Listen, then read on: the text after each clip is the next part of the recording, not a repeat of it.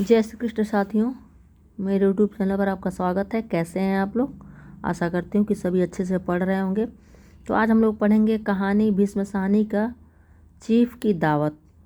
यह पहला पार्ट जो 1957 ईस्वी में, इसमें कुल 15 कहानियाँ संग्रहित हैं और यह साहनी जी की दूसरी कहानी संग्रह है। पहला कहानी संग्रह भाग्य रेखा है। तो सबसे पहले जान लेते हैं कि भीष्म साहनी का जो जन्म है वह हुआ है 8 अगस्त 1915 को, और यह उनकी कहानी संग्रह दूसरी कहानी संग्रह का कहानी है। तो उसका कथा सार क्या है? मध्य वर्ग का खोखलापन एवं उसकी मूल्यहीनता की ओर संकेत किया गया है।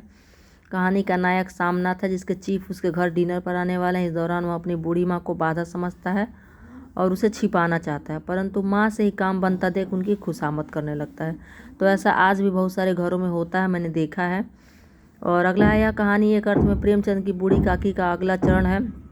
उस कहानी की तरह यहाँ भी एक दावत है, किंतु यहाँ मूल समस्या वृद्ध माँ के भूखे होने की नहीं, बल्कि अप्रस्तुति योग्य होने की। अब माँ इस अपमानजनक स्थिति से बेहद दुखी है, किंतु जैसे उसे पता चलता है कि उसके फुलकारी बनाने से बेटे की तरक्की हो सकती है, तो अचानक खुश हो जाती है और बेटे के लिए मंगल कामना करते हैं। कहानी के अंत में बूढ़ी काकी की तरह बेटे या बहू का हृदय तो नहीं बदलता, किंतु सारे अपमान के बावजूद माँ का हृदय बेटे के लिए असीम ममता से भरा है।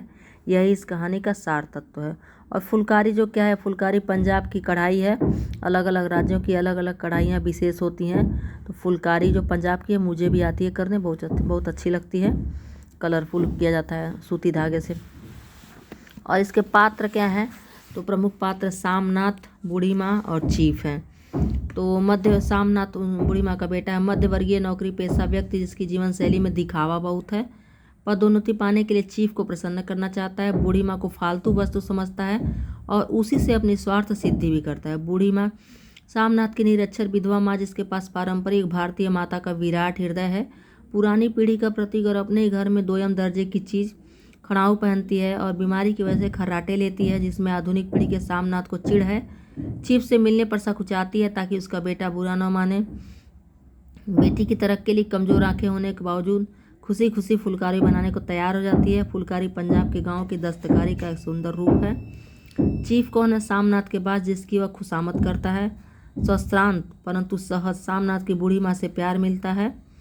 बकौल चीफ उसे गांव के लोग बहुत पसंद हैं। सामनाथ की माँ से गीत सुनने की इच्छा प्रकट करता है। गौड़ पात्र सामनाथ की धर्मपत्नी, इनमें भी दिखावटीपन ही है।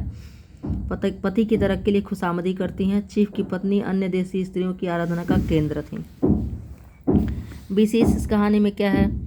तो विशेष इस कहानी में बूढ़ी माँ से उनको अपमानित महसूस करती है, परंतु पुत्र की खुशी के लिए जैसा वह कहता है करती है। देसी स्त्रियां उन पर खूब हंसती हैं। आधुनिक परिवारों में वृद्धों की किस प्रकार उपेक्षा होती है, कहानी के केंद्र में है।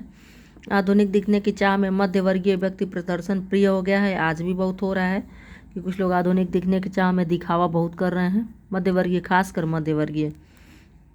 चीफ की दावत पारिवारिक जीवन मूल्यों के विघटन को भी प्रदर्शित करता है। माँ का विशाल हृदय स्पर्शी ममत्व भी कहानी में स्पष्ट दिखता है। इसका प्रमुख उदाहरण देख लीजिए। घर का फालतू सामान अलमारियों के पीछे और पलंगों के नीचे छिपाया जाने लगा। तभी सामनाथ के सहसा एक अड़चन खड़ी हो गई, माँ का क्या होगा? क्योंकि माँ को भी फालतू समझता था। जो वह सो गई और नींद में खर्राटे लेने लगी, तो उन्हें लगा कि खर्राटे लेने लगेगी तो जो उनके चीफ हैं, जो गेस्ट आएंगे, उनकी बेइज्जती होगी। सुनकर अच्छी भली हम भाई के पास जा रही थी, तुमने यूं ही खुद अच्छा बनने के लिए बीच में टांग अड़ा दी। जा रही थी बूढ़ी माँ अपने भाई के वहाँ, तो इनकी पत्नी ने रोक दिया फालतू में अच्छे बनने के लिए। वही बोल रहे हैं। और इसका जो और कुछ है, और खुदा के वास्ते नंगे पाँव नहीं घूमना, न ही खड़ाऊ पहन कर सामने आना। किसी दिन तुम्हारे खड़ा उठाकर मैं बाहर फेंक दूंगा। ऐसी बात उनके बेटे ने बोली।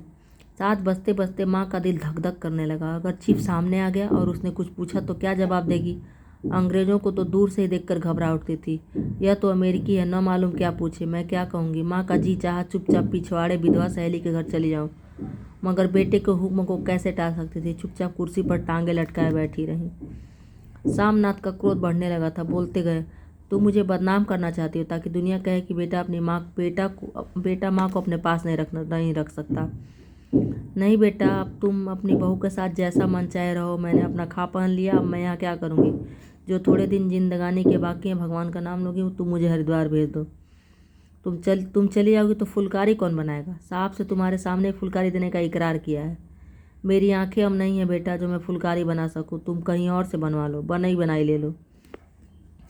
और बेटा इतना बताइए, पहले इतना स्वार्थी है, क्या बोला है। माँ तुम मुझे धोखा दे के यूँ चली जाओगी, मेरा बनता काम बिगाड़ोगी। जानती नहीं साहब खुश होगा तो मुझे तरक्की मिलेगी।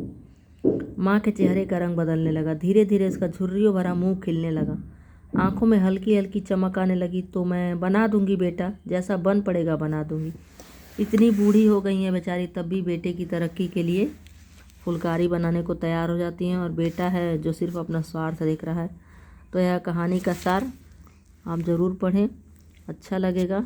केवल सिलेबस के अकॉर्डिंग ना पढ़ें, कुछ अपने मन की संतुष्टि के लिए और ज्ञान के लिए भी पढ़ें, बहुत अच्छा लगेगा। आपको यह मेरा वीडियो छोटा सा प्रयास कैसा लगा ज़रूर बताएं। अगर अच्छा लगे तो लाइक करें, सब्सक्राइब करें, शेयर करें। धन्यवाद।